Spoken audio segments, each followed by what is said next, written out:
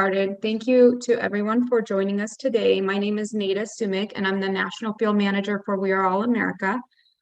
We Are All America works to uphold and strengthen our nation's commitment to welcome and protect those who are seeking refuge, freedom, and safety in the United States. We organize people across religious and cultural differences to build inclusive communities where we all belong. Over the past several years, We Are All America has led the emergence of an effective national organizing infrastructure that can mobilize public support for people who are fleeing violence and persecution, counter nativist forces, and develop more welcoming policies and practices in the area of state and federal levels. On today's webinar, we will be discussing the restoration of the Refugee Resettlement Program. We will listen to our panelists and experts who will provide updates on the current state of the resettlement program and the asylum process. They will also share updates on the community sponsorship program, the status of incoming Ukrainians, federal advocacy efforts, and strategic comps. Now, before we begin, a couple of housekeeping items. Please be advised that this webinar will be recorded. We will share it out among our networks after. If you have any questions, we will have someone monitoring the chat box, so you may type your questions anytime throughout the webinar in the chat. We will also have a Q&A session at the end of the webinar. Now, to start off, I'd like to welcome my first guest who will be sharing updates on the Refugee Resettlement Program. Alyssa Diaz is the Associate Director of Policy and Advocacy with Church World Service. Alyssa, can you please share with us a little bit about the current status of the U.S. Refugee Resettlement Program, what is happening with Ukrainians and how they are being resettled, and also if there's any advocacy efforts that we should be focusing. So Alyssa, I'll turn it over to you. Thank you so much, Nada, and hi everyone. Thanks again for being here.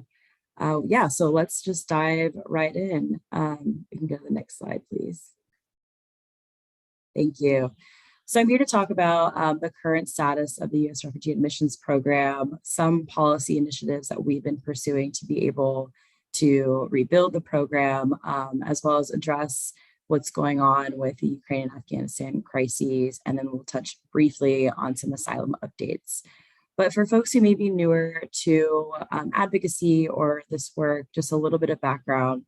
The U.S. Refugee Admissions Program, also referred to as the U.S. RAP, is a humanitarian program and critical tool of U.S. foreign policy that was created in 1980 with the Refugee Act. And it's historically enjoyed bipartisan support, which is something that we continue to advocate for each year within Congress and the administration, and supporting local communities who are helping resettlement as well. So this fiscal year, as of May 9th, which is our most recent data, the U.S. Refugee Admissions Program has admitted 10,842 refugees, which is about 8% of the fiscal year 2022 refugee admissions goal of 125,000. We've also admitted 2,783 special immigrant visas, which is 25% of the 10,000 goal for SIVs. So of course, even just looking at that 8% number, it's an abysmally low number, but I think it's also important to look at it within a greater context. The previous administration, as many of you may know, critically and devastatingly destroyed the program, to be quite blunt about it. So within the last year or so, we've been working with faith communities, local partners, all 9 resettlement agencies to rebuild the program. And that happens with working with you all, working with local communities, Congress, and the administration. At the same time, it is vital that we're holding the administration accountable to continue to resettle as many refugees as possible this fiscal year. And then looking towards next fiscal year, making sure that we're communicating some of the things that need to happen in order to rebuild the program. And so in that vein, RCUSA is Refugee Council USA, which CWS is a part of, is proposing a refugee admissions goal of 200,000 for fiscal year 2023. In addition to advocating for this refugee admissions goal, at the same time, it's vital that we are urging Congress to make robust investments to the program and specific refugee-related accounts to be able to rebuild. So we do have a few resources to dig a little bit deeper if you'd like to around the refugee admissions goal, as well as specific recommendations that need to happen in order to rebuild the program. And that includes, appointing a White House personnel who oversee the entire rebuild of the program, making those critical investments, prioritizing family reunification, and much more. And so there is a link to RCUSA recommendations to strengthen the program that have additional ways that we want the program to be rebuilt. Additionally, we do have an action alert on those appropriations ask on specific refugee-related accounts. So each fiscal year, we meet with advocates, and maybe you all have joined us with members of Congress, especially those on the Appropriations Committee, to be able to advocate for robust funding for each of these accounts. And so that action alert there has a breakdown of our requests. I won't get too in the weeds on them, but these are critical accounts that provide initial refugee resettlement services so that refugees are able to begin rebuilding their life with peace and safety, and have the resources they need to do so, as well as local resettlement sites and communities who are helping with resettlement as well. And so some of those accounts, just briefly I'll name, are the Refugee Entrant Assistance Account, which funds the Office of Refugee Resettlement. We also advocate for some overseas assistance funds to be able to support with countries who are assisting with protracted displacement, as well as funding for USCIS to be able to address the refugee and asylum backlogs and pursue and be able to renew and adjust applications for status as well. So that's a bit of an overview of the current status of the U.S. Refugee Admissions Program. Again, I believe these slides will be provided afterwards, and so there are additional resources and information within our action alerts and those recommendations that are linked there. Next slide, please. So I'm sure many of you are aware and have been assisting directly with the effects of the humanitarian crises in both Afghanistan and Ukraine. Many of us have been, especially within resettlement agencies and local communities and advocates, have been playing a role in making sure that we are able to address these crises and receive refugees and asylees who are fleeing these countries after escalated conflict and violence that are happening right now. And so one of the things that we've advocated for, that the Biden administration announced about a month ago, was a program specifically for Ukrainians called the Uniting for Ukraine program. And this would provide access to humanitarian parole for 100,000 Ukrainians and certain foreign nationals living in Ukraine who had to flee and were impacted by the Russian aggression and invasion. And so while this is a great step in the right direction, we think it's important that the administration also continue to robustly use the U.S. Refugee Admissions Program, which I just touched on. Because this program is already set up to be able to receive refugees and provide the critical initial services that refugees need once they first arrive to new communities, it's important that the administration keep that in mind and robustly use the Refugee Admissions Program, as well as other immigrant pathways that are already set within the US, rather than relying on a temporary immigration status that could cause some pain and confusion later down the line once that year or 2 years is up for the humanitarian parole status. So it's critical now that leaders are maximizing the use of the program, not only for Ukrainians, but also for at-risk Afghans who are left behind in Afghanistan, as well as Afghans who are currently in US communities and have been resettled here as well, who have arrived on humanitarian parole.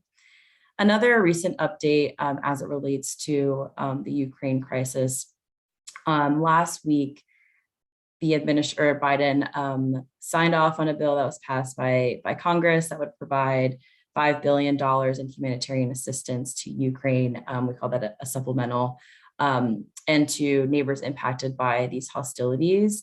Again, this was a critical investment and need that was provided by Congress and signed off by Biden, and a good step in the right direction, again, to be able to continue to provide assistance to Ukrainians who are arriving. The one note that we have on the supplemental and that we're working with Congress on is that it doesn't allow Ukrainians to receive certain resettlement services that refugees who arrive through the U.S. Refugee Admissions Program receive once they're resettled. So that's something that we're continuing to advocate for within Congress to make sure that Ukrainians who are arriving with this temporary status, which is humanitarian parole, are able to receive those services. So in addition, once again, we continue to advocate for boldly rebuilding the U.S. Refugee Admissions Program, because it's equally important that all refugees, regardless of country of origin or race, ethnicity, religion, have the same equitable access to safety as everyone else. And so that's also another huge reason why it's so important that we're rebuilding the program to be able to resettle refugees who have been waiting in the pipeline, which is extremely backlogged, including, Afghans, Eritreans, Syrians, Cameroonians, and many, many more. As it relates to Afghans, we also are continuing to ask for two specific things at large, which are creating a designated parole program for Afghans, which is similar to the Uniting for Ukraine program that was just introduced by President Biden. And the other piece that we continue to advocate for is an Afghan Adjustment Act, which is a really critical piece of legislation that would allow Afghans who have arrived with humanitarian parole status to be able to apply and be on a pathway for legal permanent residence.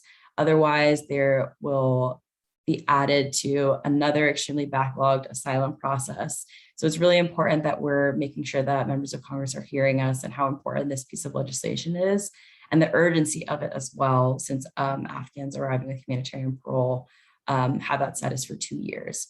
So we're advocating for this piece of legislation to be attached to the next upcoming must-pass legislation. We were hoping it would be included with the Ukraine supplemental, but unfortunately that did not happen. So that need, and members of Congress really need to hear from us about how important this piece of legislation is to make sure that our at-risk Afghans who have arrived in US communities who we've served and supported are able to rebuild their lives without the fear of that temporary status and what's going to happen next. Next slide, please. And I'll be really brief on this last one. I just wanted to quickly go over some recent developments within the US asylum system. I think all of us here can agree, regardless if it's the US Refugee Admissions Program or the US asylum system, we all believe in all people having the ability to seek safety, regardless of what system that's through. Similarly, the last administration introduced and implemented many inhumane policies that make it difficult or impossible to apply for asylum in the US. One of those was the Remain in Mexico, or so-called Migrant Protection Protocols policy. The Supreme Court recently heard this case a few weeks ago. So the Biden administration attempted to end this inhumane policy, but unfortunately that went through the courts in Biden v. Texas. And so we will see what the ruling is this summer on MPP, which again would deliver migrants seeking asylum back to danger in Mexico to wait for their asylum cases to be heard. Another inhumane policy that was started under the Trump administration but continued within the Biden administration is the Title 42 policy, which is a CDC policy. It was used under the guise of public health under the last administration and denied the right to seek asylum at the southern border for migrants. So this again is also being litigated and going through the courts. But recently on Friday, there was a decision made in this case, and the judge ruled that there would be a temporary restraining order. So for the foreseeable future, the time being, Title 42 will remain in place, which is devastating to say the least. And we'll follow up with more resources on how to advocate and what's next after this ruling, unfortunate ruling. There's also pieces of legislation related to Title 42 that were introduced in the House and Senate that would make it difficult or impossible to repeal the policy. So while it's ongoing in the courts and there's litigation, it's equally important that we're being mindful of the legislation and making sure that members of Congress are hearing from us that we support the right to seek asylum and we oppose dangerous legislation such as this one. And again, there's an action alert directly related to this bill that folks can use to email or call their members of Congress on this. So that was a lot of talking. I'll stop there and look at the chat because I know it's been active. Thank you, Alyssa. It looks like there's a question on what factors are taking into account when deciding a refugee allowance number to advocate for example, 200,000. That's a great question. So before the previous administration, the average refugee admissions goal was 95,000, and that was a bipartisan supported number. So we consider that. We consider what the numbers are now. Each year, we continue to be in the greatest global displacement crisis in history. We're considering what the pipeline looks like and what the capacity are of refugee resettlement agencies. Again, there is a backgrounder on the resettlement program and more information on the refugee admissions program in the alert and recommendations that are linked in the slides, but those are just some of the things that are considered in that number. Thank you so much, Alyssa. We really appreciate all of your information and all of your advocacy work that you do. Now I'm going to turn it over to my colleague, Sarah Senyug. She's the Director of Advocacy and Communications for RCUSA. Sarah, can you provide us a summary? I know you recently RCUSA hosted their Advocacy Days. Can you provide us a bit of a summary about Advocacy Days and the policy asks? And what are the next steps around these policy asks? Sure thing. Thanks, Nada. We can go to the next slide. So as Nada shared, RCUSA just hosted its virtual refugee advocacy days. This year we had nearly 500 individuals register to participate. We conducted around 100 virtual meetings with their members of Congress from both sides of the aisle. Among those registrants, we had over 40 states plus the District of Columbia represented. Our states that had the largest turnout this year were California, Illinois, Michigan, New York, North Carolina, Texas, Virginia, and Washington. And this year also participants advocated for our most diverse set of policy asks. Next slide, please. So some of this is similar to what Alyssa just shared, so I'll go through it pretty quickly. For RCUSA's Advocacy Days policy asks this year, we had a few kind of common themes here. So first was the ask to rebuild the U.S. refugee program. Within that ask, we asked members of Congress to urge Biden to set a refugee admissions goal of 200,000 for the 2023 fiscal year, and asking Congress to allocate the funding that is needed to rebuild essential infrastructure so that our networks can prepare to welcome that 200,000 goal. We're asking for the rebuild of the U.S. asylum program. As Alyssa shared, we're asking for the end of Title 42 and the end of Remain in Mexico, and to oppose any bills that would codify Title 42, such as the Langford and Sinema bill.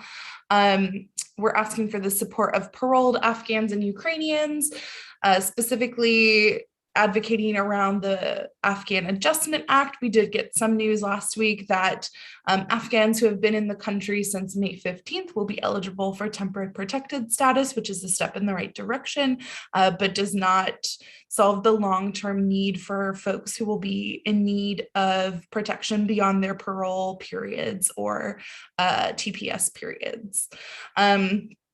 And as Alyssa shared, we're also asking for the allocation of funds to provide full access to social services to Ukrainians paroled into the US.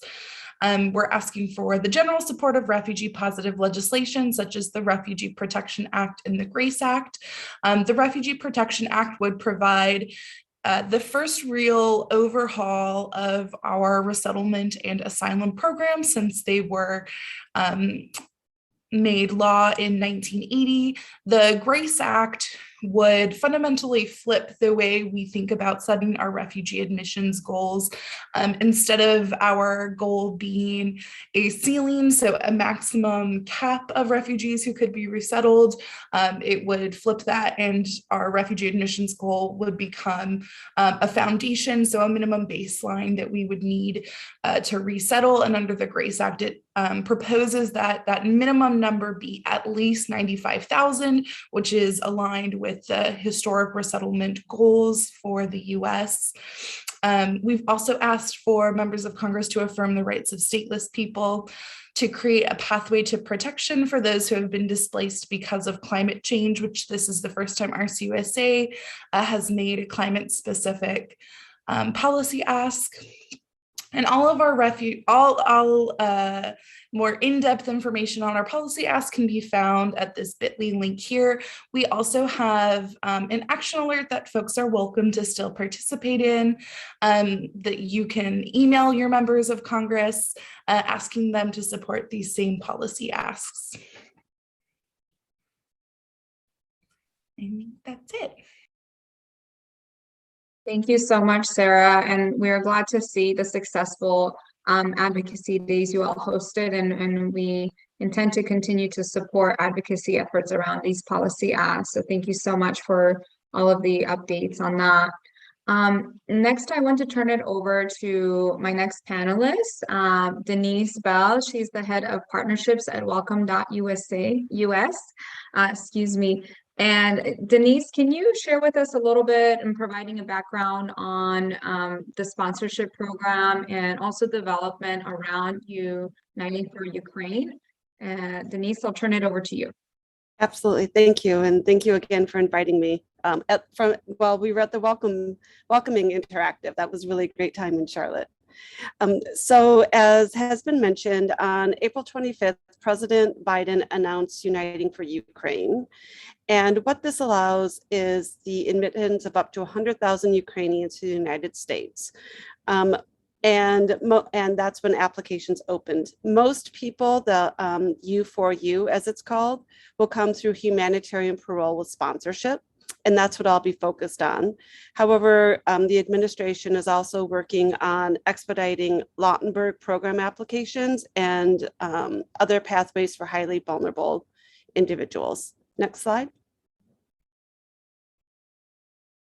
So the Uniting for Ukraine program focuses on humanitarian parole with a named sponsor. So parole is actually run by the Department of Homeland Security. So that's the first difference. The administration is adapting an immigrant visa to facilitate the expedited arrival of Ukrainians who have been forced to flee the conflict in their home country. And sponsorship is the mechanism by which they'll be supported once they arrive. And we'll discuss that in the next slide. But first, who is eligible for humanitarian parole? Ukrainian citizens or their non-Ukrainian immediate family member who are outside the United States but present, who are residents of Ukraine on February 11th. So as long as they were residents of Ukraine on February 11th, and then they can be anywhere else in the world at this point, and be sponsored for admission into the United States on humanitarian parole. The immediate family members are a spouse or common law partner or unmarried children under the age of 21. These are people who can come in under humanitarian parole. If the child is under 18, they must be traveling with a parent or legal guardian in order to protect against trafficking. Next slide. And so this is a little chart of how this works for the humanitarian parole. First, a sponsor must apply to the Department of Homeland Security, specifically USCIS, and they have to name an individual. That will require what we're calling a connecting platform, which Welcome.US is working with partners here and abroad to develop this mechanism, so that sponsors in the United States can be connected to Ukrainians who want to be sponsored. Then you apply through Form I-134, and the government will vet both the sponsor and the beneficiaries. because sponsorship is quite is a heavy lift, the government has adapted the I-134 to allow pooling of resources to enable people to be able to sponsor Ukrainians. And by that, I mean a group of individuals can come together to sponsor, or an individual can sponsor and submit a letter of support from an organization such as a church or a synagogue or a mosque or in their organization, their employer, to show that they have support behind them to help meet their financial obligations to sponsor. And I just want to stop there to say, again, this form of sponsorship, which is administered by the Department of Homeland Security, is something that has existed for a very long time. And many family members have brought over their close family members by being a sponsor. And the government has taken this and adapted it to help the speedy arrival of Ukrainian refugees, and tried to make it flexible enough so that people could actually do this. Once people arrive, that's where the sponsor steps in. Again, we encourage people to join together with other sponsors or with organizations to support them, to help welcome newcomers with housing, employment, signing up for services, and then making sure that they become part of their community upon their arrival. Next. So sponsorship is under this form of it, is a verified commitment to provide financial resources to receive, maintain, and support the Ukrainian beneficiary, and who can sponsor US citizens and nationals, lawful permanent residents, and yes, people with temporary protected status or deferred enforced departure status or DACA. These are many technical details, and this will be sent out afterward. I want to leave time for questions, but a large number of people in the United States can sponsor, and they can sponsor anybody from Ukraine who meets the criteria of having been resident by February 11th in Ukraine. So again, the government has really tried to enable the broadest number of people in the United States to sponsor, and the broadest number of people to be sponsored from Ukraine. Next.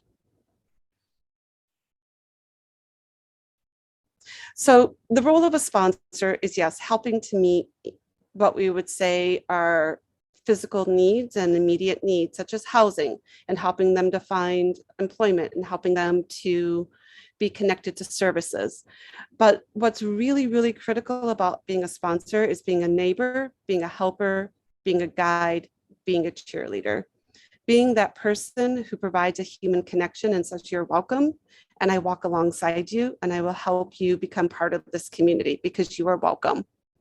And our ultimate role is to work ourselves out of a job.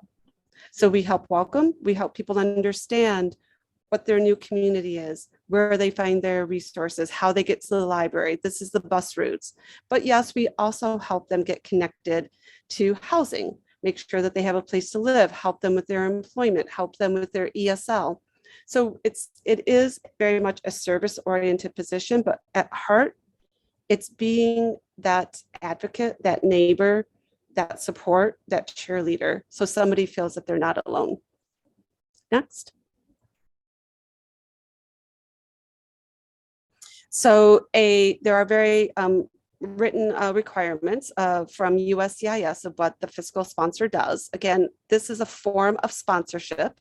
There are several other forms of sponsorship that are administered by PRM. So as I say, the other side of the house. But this form of sponsorship, you receive the beneficiary upon arrival and you get them to their initial housing. You ensure that they have safe and appropriate housing for the duration of their parole. And the government has said that people paroled under Uniting for Ukraine will be here will be granted status for up to 2 years. You help them complete necessary government paperwork where appropriate. You help them sign up for healthcare and medical needs. And then you also help them access education, learning English, securing employment, and enrolling children in school. For many people, this might seem like a lot. It is, and it also might seem new. But I want to reassure you that a lot of this is actually happens under what we call community sponsorship, which is administered again through the U.S. Refugee Admissions Program. So what we're really seeking to do, Welcome.US, working with close partners such as Community Sponsorship Hub and other groups, is to take the best practices from this side of the house, the resettlement program, and apply them over here on the Department of Homeland Security side so that sponsors are equipped with the best practices and supports that community sponsors in the Refugee Resettlement Program are already equipped with. Because we really want to set everybody up for success, just as we do with the resettlement program. Next. And this is where you're not alone. So again, working closely with Community Sponsorship Hub and a number of other organizations on the screen and part of our coalition, we really are trying to take best practices of community sponsorship and put them over here with Uniting for Ukraine. We are creating sponsor support networks, particularly in 5 key cities: New York City, Philadelphia, Chicago, Seattle, and Sacramento, so that we can do a deep dive and add to infrastructure there to make sure that sponsors are supported. But we're also looking to develop what we call sponsor support organizations. Sponsor circles and the sponsor circle programs, which have been used for Afghan refugees, are being adapted for Ukrainian refugees. So this is one example of a sponsor support organizations, but there is not one size that fits all. So we adapt what the SSO, as I call it, will do, but at heart, they're providing a support system to sponsors so that they feel that they're not alone. Next slide.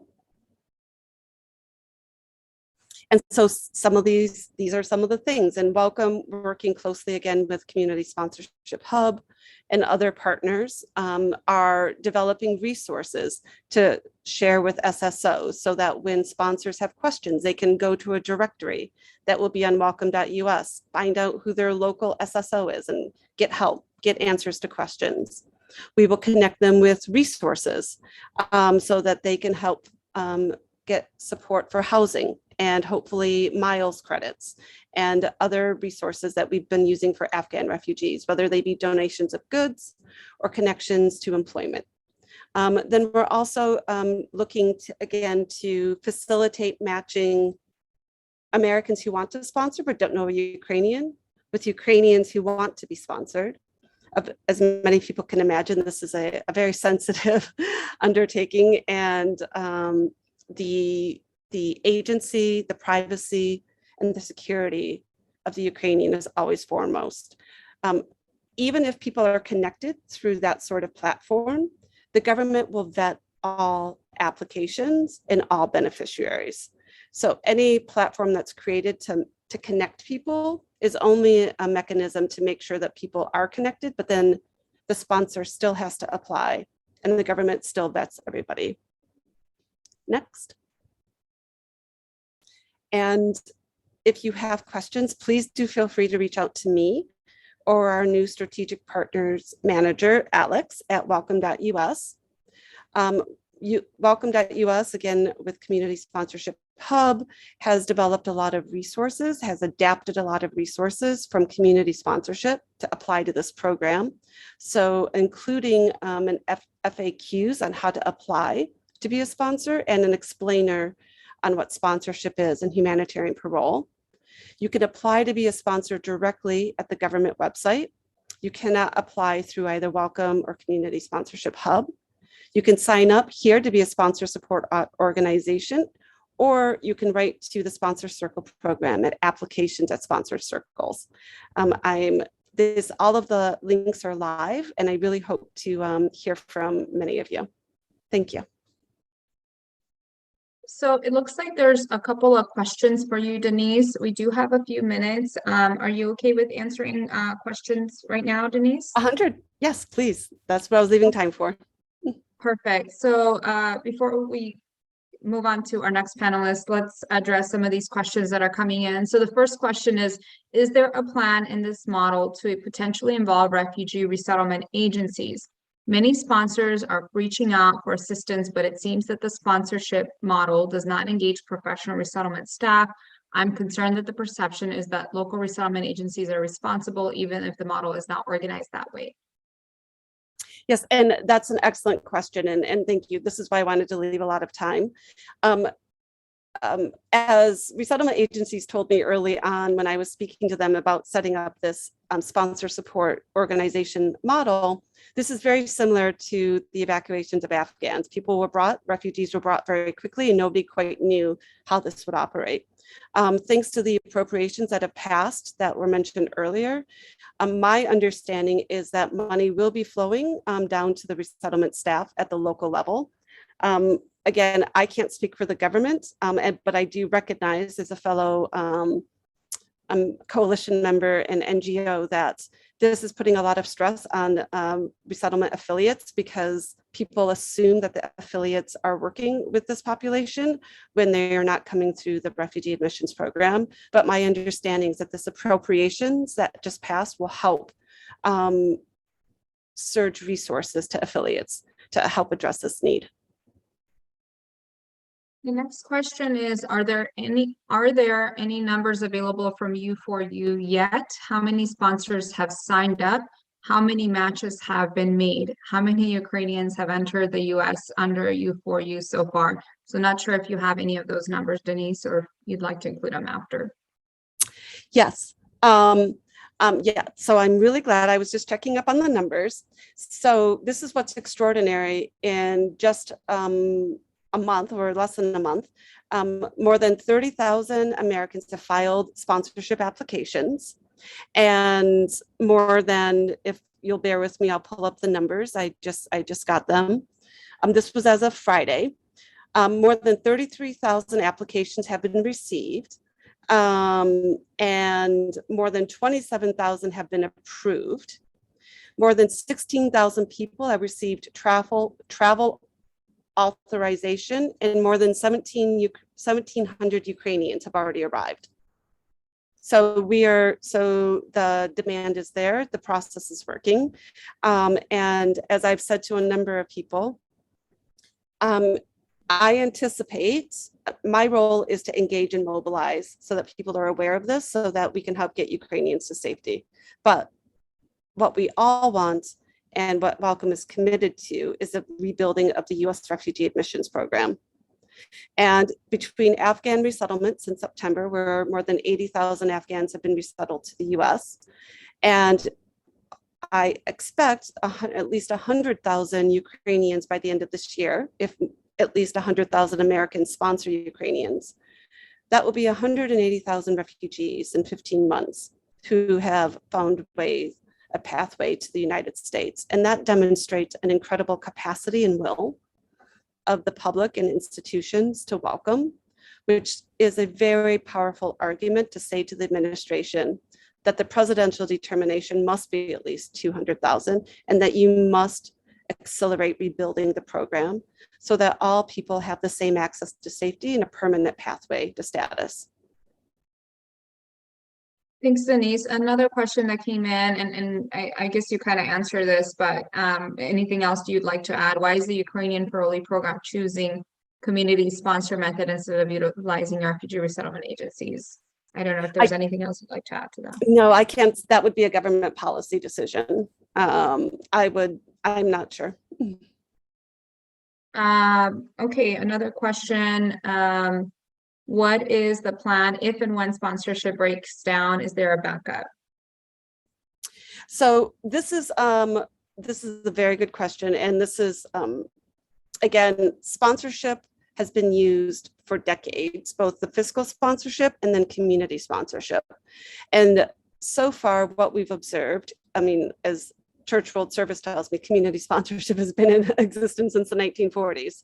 So we do have, there are guardrails and mechanisms and oversight accountability in community sponsorship, and we're migrating those over to the degree that we can to ensure that this sort of guardrail and support exist. And that's why we are really eager to create these sponsor support organizations, whether they're light touch organizations or sponsor circles and sponsor circle program umbrellas, which are really, really fantastic supports. Great, and looks like two more quick questions. Are Ukrainians going to those cities only? It was the list of cities you had mentioned on one of your slides, Denise. Or if family member sponsors from other cities, will they be approved to go there? Yes, so Ukrainians are going across the country. Those are just 5 cities. We're doing what we're calling a deep dive to learn best practices to export across the country, because we're trying to help contribute to building an infrastructure for a private sponsorship program that's going to be introduced at the end of this year. The private sponsorship program will be run through the U.S. Refugee Admissions Program, but this is an opportunity to help people understand what sponsorship is, also to build community support and networks for this. But people will arrive everywhere, and people can travel anywhere in the United States once they arrive. And then last question, do this sponsorship include their asylum application as well?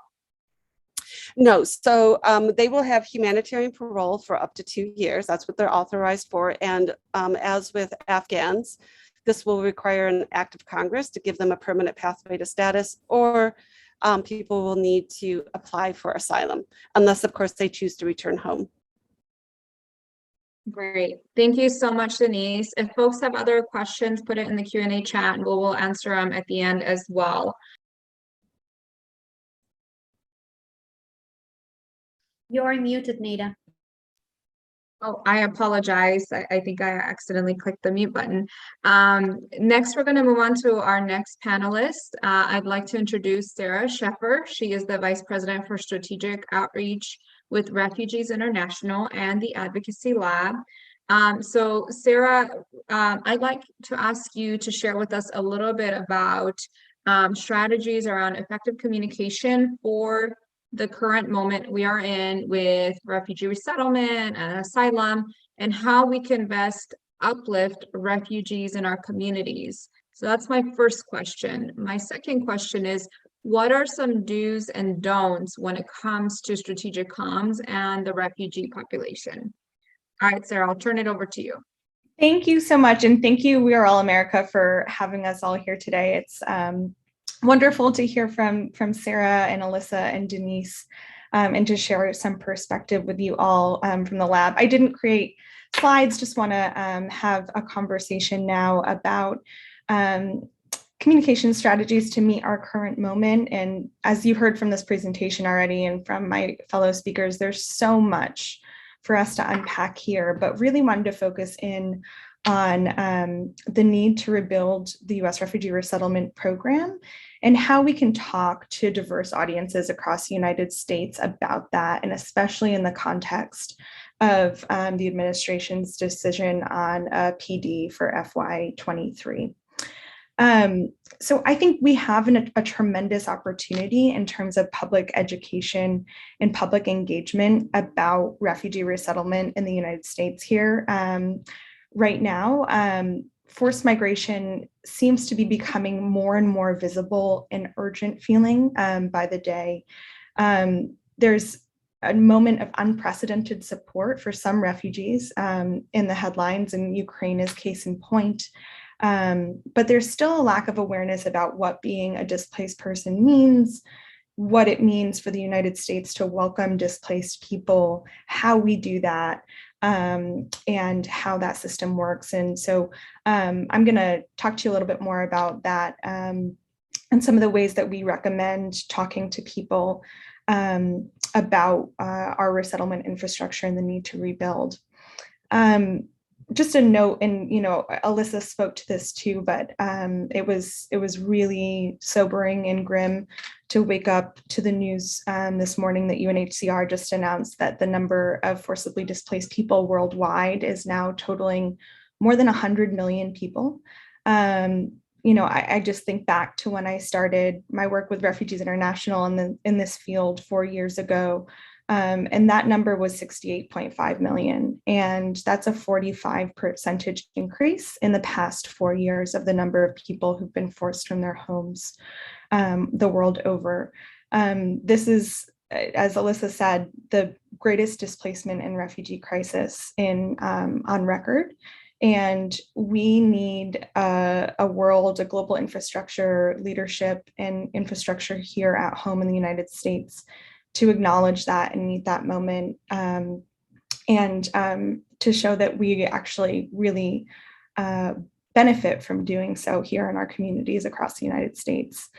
So the American public has had to reconcile with this over the last many months in really close-up ways, from evacuating Afghans in the wake of the withdrawal and the Taliban takeover in Afghanistan, to continuing to address protracted crises in which the U.S. has leadership stake, from the Rohingya to Eritreans who were newly caught in the crossfire of the civil war in Ethiopia, to emergent crises like Ukraine, where the Ukrainian American community and others have felt that really viscerally, to the eventual, I'm going to be very positive here, the eventual lifting of Title 42. Americans are seeing more and more that we need a robust infrastructure of welcome in this country in order to be able to be global leaders and responsive to these crises, and that we all kind of have a stake in creating welcoming pathways for people seeking safety, and that there are new and innovative ways to do that, as Denise has just shared. So I think we have this tremendous opportunity to move forward this message that investing in the U.S. Refugee Resettlement Program is critical, that it will allow us to meet this moment of global need equitably, and in ways that the American people and local economies and institutions will be able to benefit from for decades and decades to come. I want to say, with strategic communications, making progress on these complex emotional issues requires a mixture of different approaches of messaging and communications that can't be captured in a single talking point. Unfortunately, I wish there was a silver bullet to tell you, this is what you need to tell people, and it'll, resonate and change hearts and minds overnight. But it's really a generational project to change audience perceptions, to change the narrative, and to change people's positions. And so people need to hear it from as many different messengers, and with as many different tactics as possible. So one, I want to talk to you about some of those tactics that can really make a difference. One is, don't make, especially in the context of PD advocacy, the conversation all about the number. We see this, we did a media audit a few years ago of the ways that the public and in media were talking about refugee resettlement. And the vast, vast majority of the way that that was being talked about was in the context of a number that most Americans cannot contextualize, cannot place, and can be kind of triggering, and can trigger concerns about scarcity. However, we have really seen time and again that diverse segments of the US public really take pride in being a place of welcome, and a place of hope for people fleeing persecution, aspirationally, as part of a narrative that people have learned about who we are as a country and our history, and people really want to see that value play out. And so there are ways about messaging about number increases and the focus of needing to invest in our refugee resettlement program that you can kind of address and interrogate in the context of some of those shared values, rather than just being about the numbers. And so really recommend that if you're talking to public audiences, not policymakers, but public audiences about the PD, that you focus less on the number and more on the why. The second is that we want to elevate refugee messengers. We've seen time and time again that refugees themselves are the most powerful and compelling messengers for change. We've tested it in strategic communications research that I know many of you have heard about and that BOSMA and others have been really engaged with.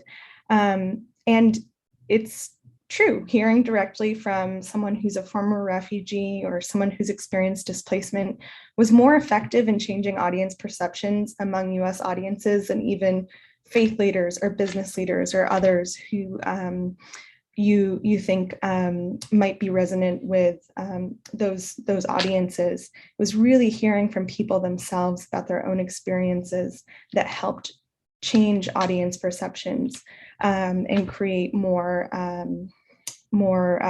durable support for refugee welcome and inclusion.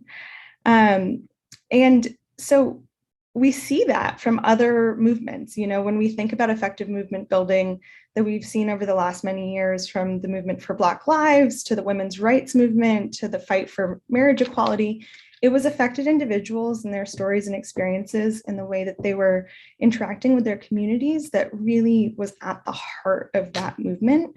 And we need that for the movement for refugee protection and inclusion too.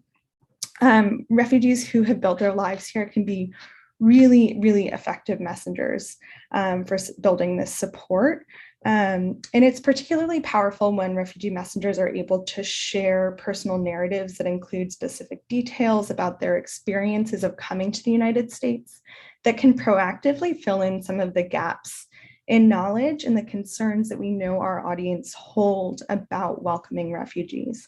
So you can, include helpful information about the steps that it took to come here, the background checks that folks went through, the experience of how thorough that process was, to kind of tell an audience that might not have a complete understanding of what that process looks like about that experience. Details on needing and receiving short-term assistance to get settled here, what it was like to meet new neighbors, make new friends, get involved in school or other, faith communities here in the United States, and really show that full spectrum of experience of what's possible when we welcome people here to this country. And I have a lot more to share on your second question about some do's and don'ts around engaging with refugee messengers from a recent publication that the lab and CWS and Refugee Congress put out, and I will link to that in the chat too. The third thing that's really important when we're talking to diverse audiences is to acknowledge the challenges of our current moment. So we can really, I think people who are advocates for inclusion can be accused of being naive or not understanding the realities of our current moment. So when you're talking about these policy solutions that you're advocating for, make sure that in the same breath, you are acknowledging the challenges that so many Americans are facing right now, as the COVID-19 pandemic is still with us, as increasing political polarization is affecting people at the household to household level, and as the increasing cost of living is hitting all of us. And Americans every day are thinking about how their wallets are being stretched. We can reassure our audience that our proposed policy solutions are realistic by sharing a few details that show that we recognize that moment and that the policy proposals that we are suggesting understand and meet that moment. That refugee resettlement and welcoming people here not only reflects the challenges that we're facing in the current moment, but can help address them. And that is really important to making sure that you're tapping into your audiences in a way that makes you look credible and that you understand their audience concerns. And then a really important way to do this, finally, is to share stories and data about how refugees help strengthen our communities. These are messages that we have to really proactively share. We can remind our audience time and time again that once refugees and asylum seekers settle into their new homes across the country here, that they become our neighbors, community and school volunteers, small business owners, and that people really give back. New Americans that we welcome here invest in local economies by filling jobs, creating jobs, and through their purchasing power. And there are a few data points that our team can share about that. An HHS study that showed from 2005 to 2014, refugees contributed 63 billion more in taxes than the cost of the support they received. Or that during the COVID-19 pandemic, an estimated 70% of resettled refugees were essential workers. So there's some really interesting data points here that you can share about how refugees are, in fact, strengthen our communities and our economies. I just want to highlight one initiative that the lab and some partners, including IRAP and others, will be putting out on June 10th is the launch.